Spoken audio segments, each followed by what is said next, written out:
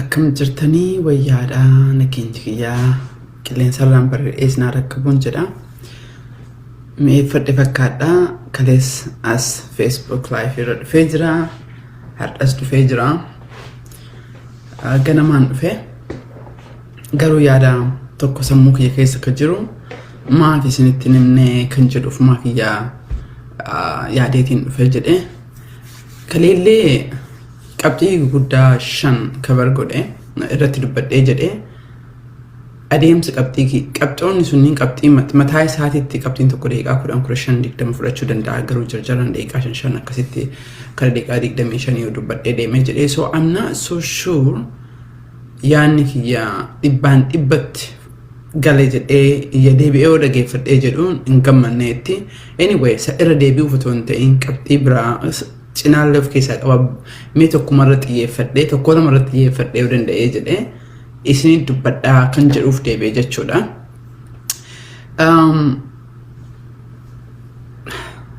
I'm pretty sure warroonni community biyya alaa jirtan kuni I guess rakkoo hidhamtoota walitti qabateetiin hiriira bahuu qabnaa xalayaa barreessuu qabnaa tuutarii godhuu qabaa community'n dubbachuu qabaa kan jedhu irratti warri biyya alaa jirtan kun maree adda addaa irra jirtan nan dhagaha garii illee kooliin dubbanne ni jira.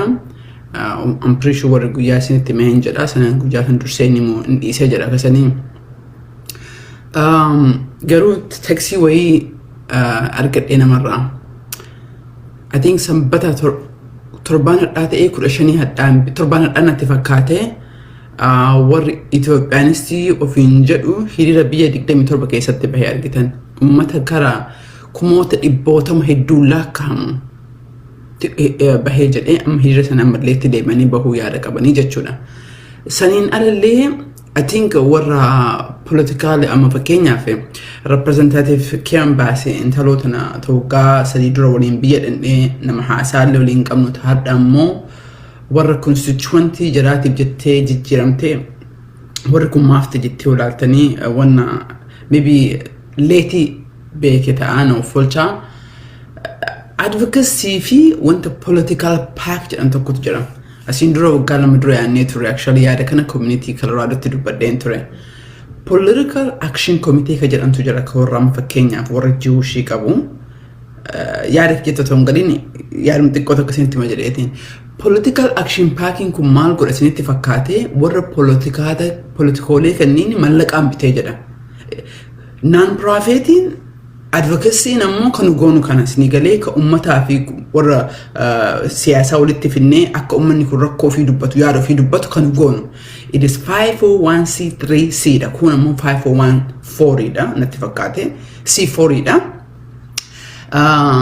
So warra kana miiliyoonadhaan sagalee bitaa jiranii asii Maryland keessatti illee namoonni adda addaa kana argitan illee galatooma kaampeenii adda addaa warra biyya dhaqaniitiin dhufaniitiin akkamitti akka Koongireesii Ameerikaa actively godhaa jiranii. Anyway kara jalqaba irratti kan hin dubbadheef kana mara irratti ummanni Oromoo biyya san keessatti akka special deputy envoy Payton jedhetti percentage 60 waan kan irra deebi'ee dubbadhee ammallee irra deebi'uuf sababa qabaan dhageeffadha.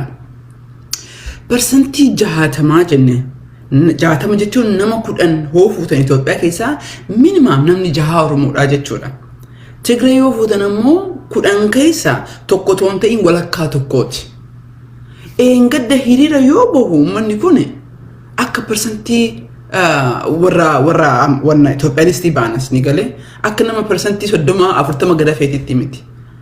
So Oromoon lakkoofsaani percentage 60 ofiin jennu Twitter campaign irratti ummanni diaspora keenya kuni hangam turmaataa jirra. Xalayaa campaign kana irratti hangam keenyatu ifa. Okay, hangam keenyatu itti hirmaataa jirra.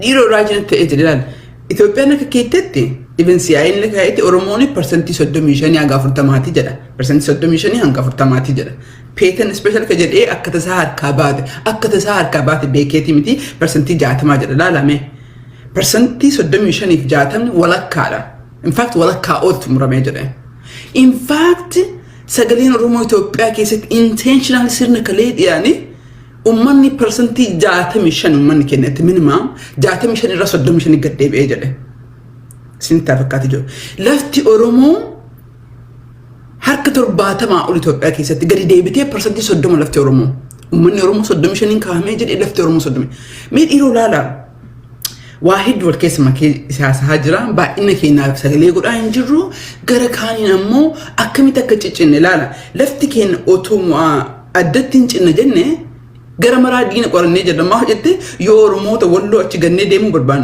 يورموت هرجع أتجنة قد ديمو بربان كارنا نو متأكد يو قد ديمو بربان نملة ومتى كان نقار قتشون دندينو سني أمة أورمو أسباسي يس أورمو هدو كمان نجر أفان كين دبتو في روجل كباتي نتكوبي جنريشن أفان كين ينبرني سبون ما كيستي قد نجنة أكا أما يرو أورمو تأون كدي بشنانا تريمتي وقوان قد دو أورمو هدو أورمو تأون بربادو أني يارد دبرا كمال ما في جاهي روجل كبابي يديمين جري إيربورتي تلك إيثي أنفا أورمو دبت جنانا تكوفلن باس يا بدي باس كيسات سبب فان رمو قافت إجنان أكوان أن سيد أنا بي براد فينا تكفاترن ورون سني وان سجاب تيسو نانو مداما نانو مشاشمني نانو في كان ورمود السني كتكو أسكو جراتاتره ورمود أودكني كربرايو كان إمبكتن جتشودا ست كفلاترن أكسيمت جتشو anyway دمكين سبودا ورمون أركته جرا وقوة كورشان كنا كيستي وقا كوران كنا كيستي ورمون بيا لاستي بيا كيسس دمكين سأركته جرا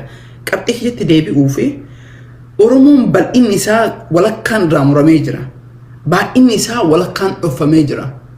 Sirni kun ammoo eenyuun ol nu miidha. Akkasitti naa qabaa akka durtiitti isin deebi'ee jira. Percentii 35 illee haa taanu 60 illee haa taanu akka deputy special envoy ta'e ummanni keenya kan biyya alaa jirtanis ta'e kan biyya keenya maal godhaa jirra. مي مال قرأ جرايه مي وري كفاو خاص فان جرتني وري أباو فان جرتني وري بابو فان جرتني مي وري بي أو فيديو أشيل إيسا مال قرأ جرا تويتري كاميرا ترمات هجرا أكملتي هير لا نبوري سون إنكت هير كاسيتي أديسو تشوسي ميديا كبر قرأ state of confusion موتو مارت أميجرا because ما جرا ما موتو ما سيران فيلم يجرا نتأمل أوفي هدرا وليف روفنا سيجالي أنيس وانس إن فيتن دبّدا إسن أنا كان دبّدو لقار راوتون تين نمني قريك فكيف أفر أتاجرا لقار فجرت راوتون تين وان قدر كيسن نجاوب بربادو أقدر تكسن دبّدا جرا إسن اللي وان قدر كيسن نجاوب بربادو وان لقيتني فاركنا روفتني conscious analysis قد أهنجرو media كنتة ورا politica كنتة ورا diplomacy كنتة وانت نقول أجرو سف هنكين نبودك أباچوم إسأجرا ديرو هنكين نبودا ما هو جت أمني ملالا media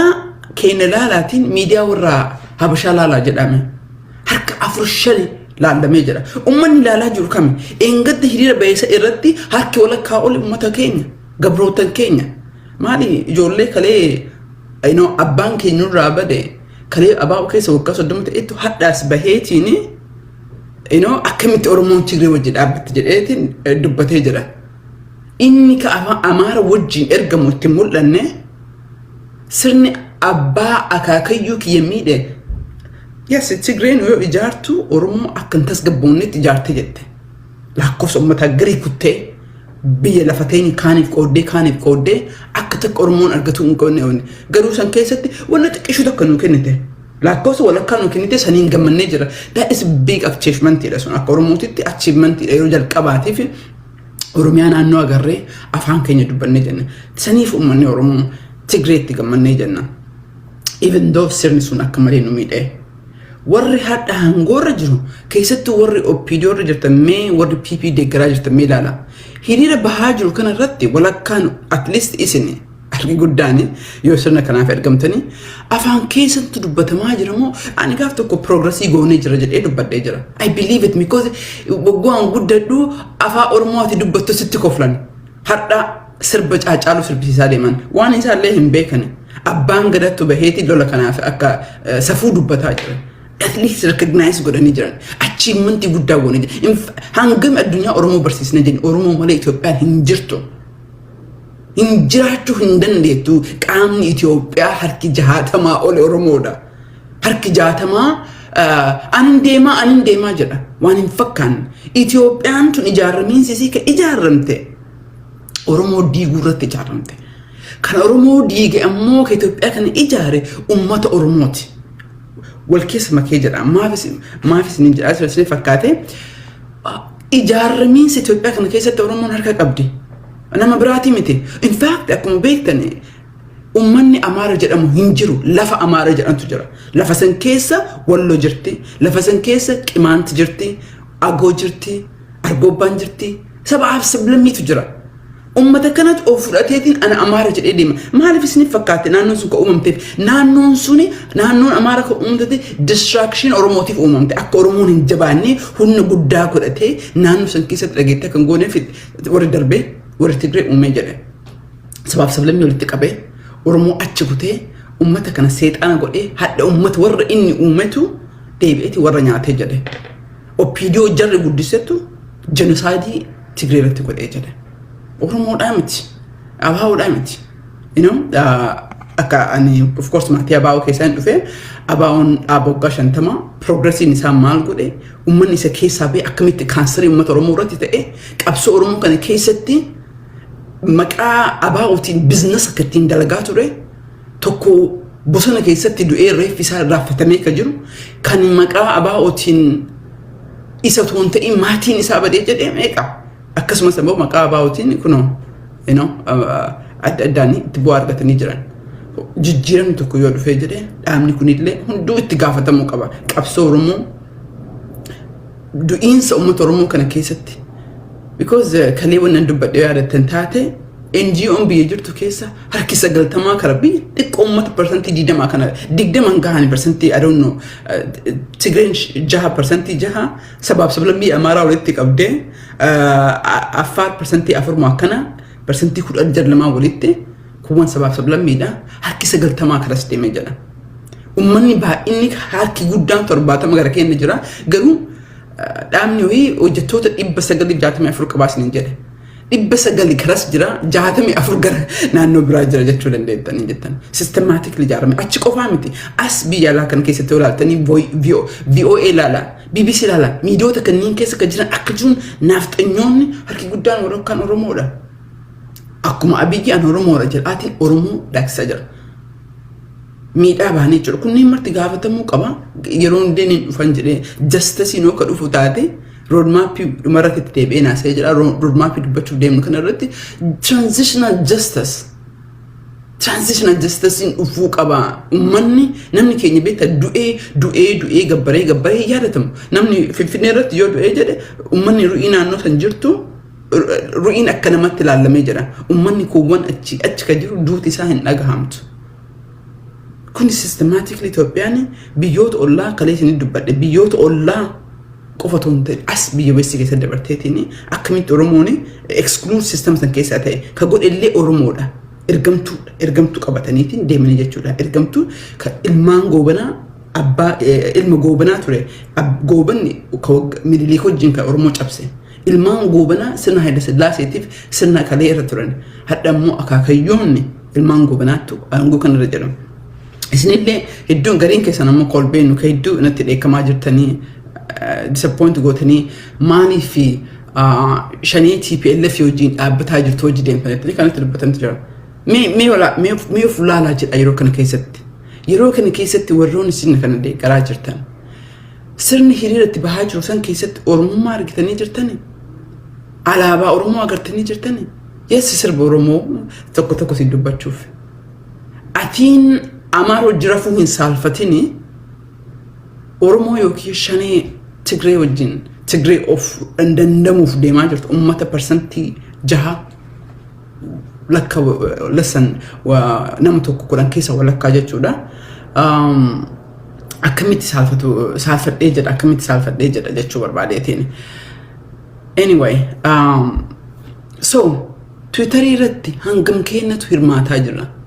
xalayaa jawaarii fi garaan isin gubataa jira mee yoo wal geettan afooshaa irratti maal godhaa jirtan kalee xiqqoo dubbadhee jira oromiyaa keessa ummanni jalqabaaf bilisoomsee jedhu ummata wallooti waraanni mootummaa kanaa injiru caccabee jira ummanni baalee maal godhaa jirtu moo sirna kanatu sirni kun isiniif ta'eetiin gaafa beelaa qofa na dhaqqabaa jedhaa jirtan amiin dhaqqabuun nama du'aaf jiru hambisuun absolutely namoonni gariin akkanatti dheekkamtan hin beekaa necessary dha because sirni of laalame sirni kuni sirni oromummaa afaan keenya tuffatu afaan jibbu ummanni oromoo ummanni arsii kophaa isaatitti baaliif arsii walitti qabee jechuu kiyyaa miiliyoona 20 ol ta'a bisan keessatti yoo xiqqaate jedhe wallamaan sun biyya qaba baa'inni uummata naannoo san jiru olaalte jedhe at least question waliin ta'uu jira hoo akkam exaggerate godhee data engadda WC ijaarree irratti olaallee jedhu jechuu barbaadeetiin mee ummanni dhalataan biyya sanii aangoo kamira jirta qabeenya kamtu sinii taree jedhe laala amma kaasamaa jiru reconstruction ijaaramiinsa Itoophiyaati ijaaramiinsa Itoophiyaa kana keessatti naannoo Amaaraatiif naannoo Tigree qofa kaasamaa jiru naannoo Affaar katti eda'amaniif because wanna sigalee ummanni kun sababa biraatiif yaadaa kan hin jedhu si ijaaruuf yaalaa jiranii ummanni kan kee beelaan Baalee irratti du'aa jira beelaan Arsii irratti du'aa jira Harargee irratti du'aa jira keessiif dubbataa jiru agartee jirta sirni kun kantiibaan magaalaa keetii yookiin ammoo gavarnanii naannoo sanii kasii dubbataa jiru agartee jirta because gaafa haga naannoo Amaara lolli dhufee jedhe nama miliyoona 3.4 qotu buqqee jedhaniitiin taakkalaan sigalee taakkalaan ijoollee ganda naannoo Shawaa jedheetiin guuree qabeenya lafa adda addaa kenneefi jedhe Oromoo qoodee jedhe jechuudha yeroo aangoo kantiibaa ture jechuudha of course Adaanech kan naannoo Arsii keessatti dhalatte ko ofii Arsii representative goote jettu ko ofii ammoo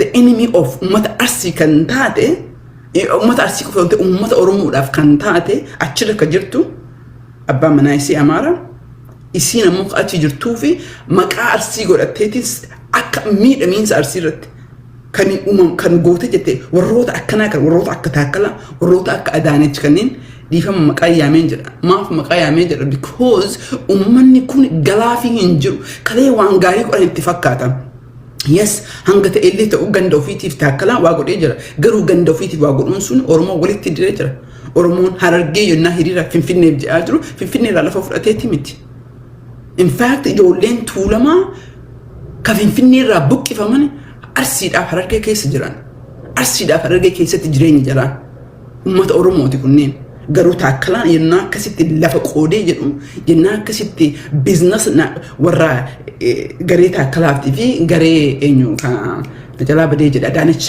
garee lamatu jira OPDO keessa ka ijaaramaniitti jedhani wanti kanneen kaasaa jiru anyway aggareetti akkuma feetu ijaaramtee mee amma yeroo kana keessatti prime minister aangoo akkumallee godhu kennee jira even yoo jiraatellee in fact akka Oromootitti hedduun gammadee jira otoo hundi aangoo hundi warra Amaaraatiif kennate that is legitimate maybe afaan Ingiliffaatiin dubbadhee jira akka addunyaa dhageetu it makes absolutely sense akka yaada kiyyatti aangoon amma Itoophiyaa keessa jirtu kunneen hundu Amaaraan mala ergamtoonni akka kunniin Shamallees kunniin warra nyaachisaa jiru warra qabsoo Oromoo irratti danqaa guddaa ta'e waan ta'eef isin achi deema warri dhuguma aangoo kan uumfatee harkaa qabu aangoo haa fudhatee jedhu isin ammoo Oromoonni gadaftanii of gaafachuu qabdan lakkoofsaan ummanni Harargee qofa miliyoona 15 ummanni Harargee qofa miliyoona 15 baay'een extremely kara southern kun extremely populate warra ta'e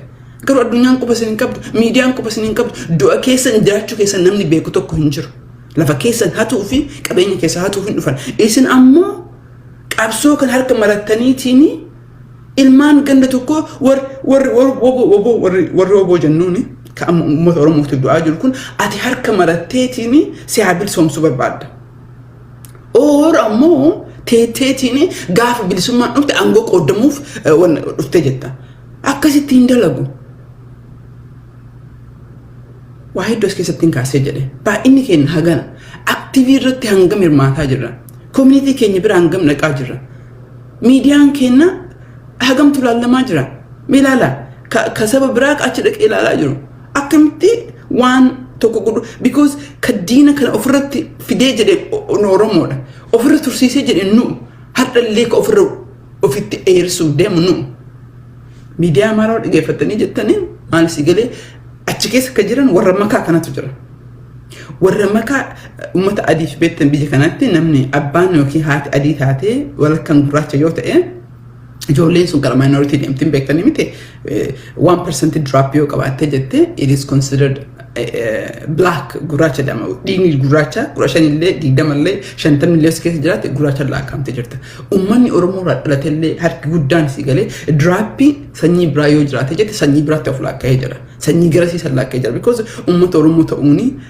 بعد فكينا أمة سنيف وروني قدرتني وروني جرات قدرتني ركو سن إمبايرا كل سميت مال قر أجرتن بيا كان كيستي population إثيوبيا أمريكا كان كيستي كون إبتر بافوي أول at minimum كون إبتر باف أنت ما أول at minimum سان كيسا ولا كان أمة أورموت هيري ريوبانو هنقم تقب أجر تويتر يوجون هنقم بترمات أجرتن أوف قافت شو كمنا yes that ديجرت I understand because وان كان قرأت ريوجابها قالوا كنا مو كلمات gara kaani namoo jijjiirama dhufu kana already hanqata illee to arganne gonfanne irra jirra ayyaan irreecha akkataatti irreeffame gaafta ko dubbadheen ture addunyaa oromoon persantii 60 jettu kana argaa jirti garuu kan nu miidhaa jiru warra kana diinni kun warra kana amaara warra jedhama immoo hin jiru akkasitti ilaalle warra amaara jedhee fudhatee deemu fantastic baay'ee jaaladhee jira ani warra isa wajjin dalagee jira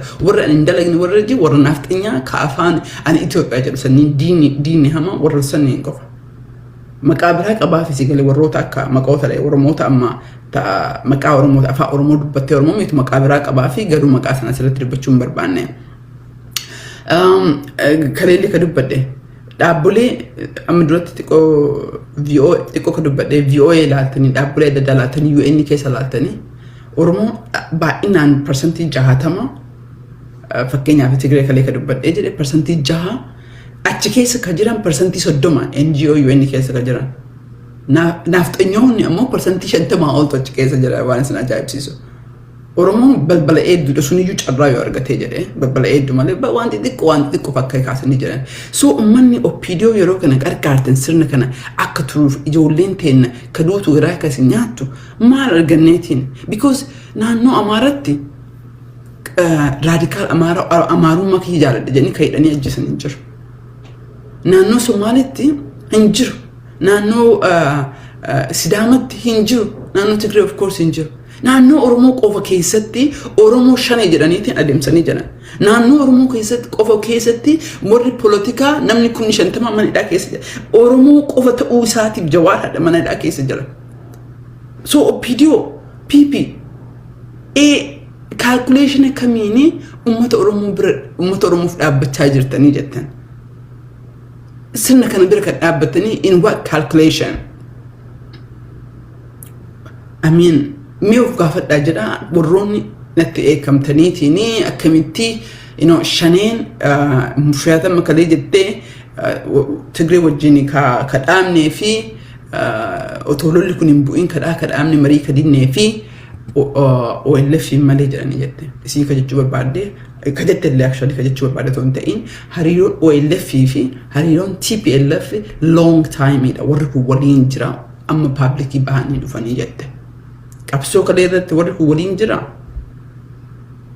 I don't know suni sirna justice yoo dhufu ka itti gaafataman ta'a yoo ABO warra kana wajjin dalagee yoo ABO'n sirna waggaa 30 irratti ummanni keenya itti du'aa bahee kattira leadership itti gaafatamuu qaba ammatti garuu oppiidiyoon amma keessa jirtan ummanni isin shanee jettanii ajjeesaa jirtan naannoo amaaraa keessatti shanee jettee amaaraa ka ajjeesaa jirtu ni jira ka ummata isaa ta'e jechuu kiyya kan jibbamee kan TPLF waggaa 30 fi ABO jettee nama keenya hidhaa baate nama keenya ajjeesaa baate mee akkuma isin jettetti iyyuu because intalon tuni kalee TPLF wajjin argamtu turte sabab sablamii sabab xiqqootanii agartanii walitti fidanii aangorra kahaniitiin akka atiin dubbanne si galee bar isin amaaraa miti bar isin sabab xiqqoo keessaa dhufte bar Itoophiyaa maraaf yaadde jarri Itoophiyaa maraaf yaadanii jedhan ati ammoo narrow minded Oromoo dubbattee jette xiqqaadha. That is systematic achi keessa ka jira qaban jechuudha. So kanaafiyyuu yeroo kana keessatti eega olaantummaan Oromoo ka jiraatu taate maaliif namni keenya daa'imman teenya waggaa 12tti naannoo Amaaraatti duuti? Maal eega Oromoo kan dubbatan maaliif hidhamtoonni teenya yeroo kana keessatti ru'iin jira, this is facts dha, ru'iin jira maaf illaayin ta'a? Maaf gadi hin dhiifamne? Sirna jigaa jiru kana keessatti Oromoon maaf manidhaa keessadha. Because Somaaliyaa akkasitti hidhamte argaa hin jirru.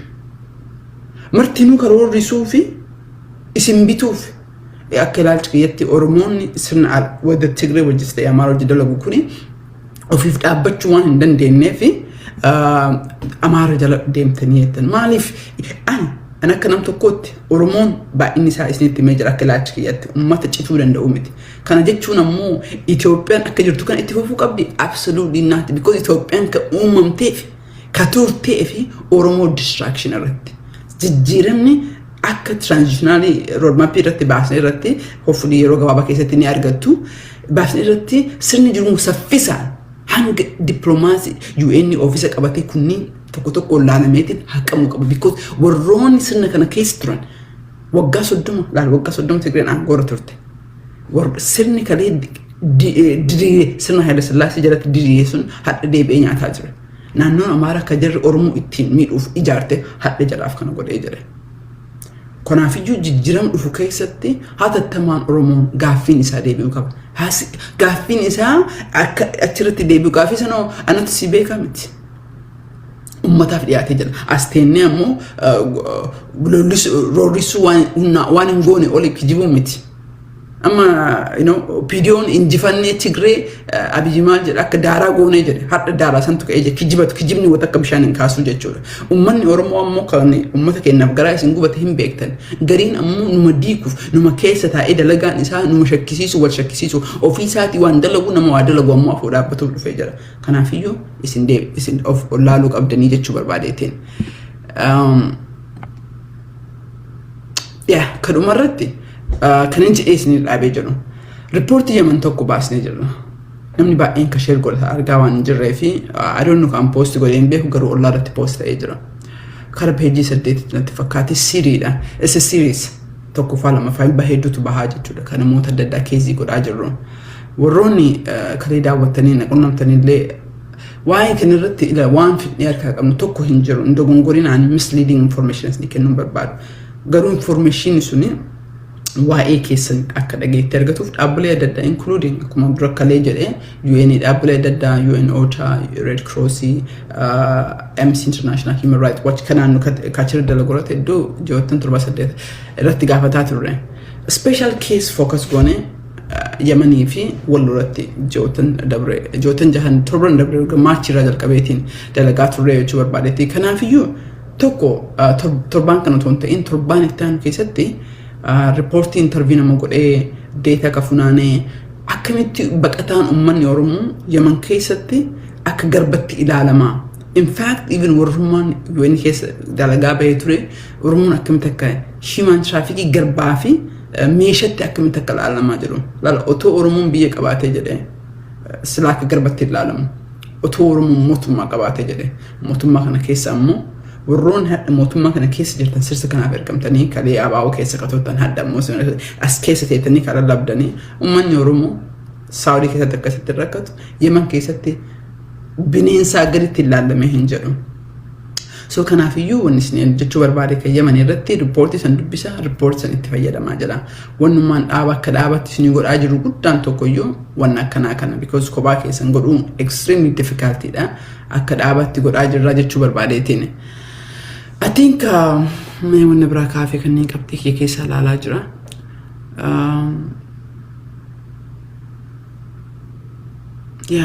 Just baay'een hin jiru. Miidiyaa dhibbaa oltu Itoophiyaa keessa jira. Miidiyaan tokko Oromoof dubbatu hin jiru. Warri OPDO sirna kana keessa jirtanii sirna kana akka maaliif akka haa turu itti jaalattan ani hin agarre. Because naannoo Amaaraa keessatti namni 50 yeroo tokko du'ee jedhe miidiyaan 50 dhibban kun ka'ee dhaabbatee jira. Oromoo keessatti 50 ta'uun ta'in kun 50 ta'uu du'e. Miidiyaan kun hin dubbatu. Soo sirna kamtu isiniif ta'e akka dubbattan of deebitanii haalaaltanii haa yaaddanii barbaadeetiin ani kan irratti maaltu nuuf ta'ee jira. Warra biyya alaa jirtan ammoo fakkeenyaaf Amaanee Badhaasoo koongiressii fiigaa jirti. Akkamitti akka qarqaaruu qabdanii ijaaramuu qabna. Warra ijaarame kan akkamitti jala dhaabbattanii akkamitti faana hirtaniitiin beekumsa keessanii qarqaartanii jettan. Because teenneetii waan ilaaltanii akka mammaa si galee gaafa Juushiif dhufan ani Juushii miti hin dubbannee jedhe. Gaafa I guess Muslimaaf dhufan ani Muslimaa miti hin dubbannee jedhe. Gaafa naaf dhufan ammoo namni naaf dubbatu namni hin jiru dhumatee jira jedha. Kanaaf iyyuu akka akkas hin taane Oromoonni ka biippi keessa jirtan sirna kufe kana keessatti ammallee ka deemaa jirtan. Akka yaada kiyyatti mootummaan ammatti akka aangoorra jiru Amaaraa which is fantastic. I'm glad otoo tolte akka jiruun Daanichi warri maqaa Oromoo himatu because otoo akka bu'aan uummata Oromoolee bu'aan qabdanii bu'aallee qabaachuu hin dandeettanii uumama keessanii DNA keessan keessatti jibbiinsa Oromoo waan qabdaniif maqaa naannoo itti dhalatanii isaan himachuu yoo hin qabdanii anyway justicein sirna dhufu kana irratti justicein tokko shakkii tokko malee hin dhufa. Warroon miidhame kana irratti we gonna ensure and that is what we're doing. San kan barsiisaa turre san kan godhaa jirru. Kanaafiyyuu warroon biyya alaa jirtanii maal godhaa jira jedhaa of gaafadha. Video kana I appreciate warra ilaalaa jirtanii warra share godhaa jirtanii garuu hawwiin kiyya waan tokko dhageettanii akti haa gootanii barbaanne jenna. Akti godha warroota Oppiidiyoo sirna kana gargaaraa jira itti dubbadha. Oppiidiyoon yeroo sirna jufu kana keessatti hidhamtoota na hidhaa baasa. Hidhamtoota uummanni keenya halkanii guyyaa gara akkoo dhabee jedhu eeguu qabdanii. Haala mijjeessuu fi qabdanii. Eega ajjeessanii booda miti. No, we gonna make sure justicein dhufee jira no matter what. Qabsoon Oromoo eenyuyyuu yoo du'eef duuba deebi'uu hin dandeettu. Qabsoon Oromoo as geettee jirti. Fuuldura qofa ceetee jirti. Uummanni Oromoo baratee jira.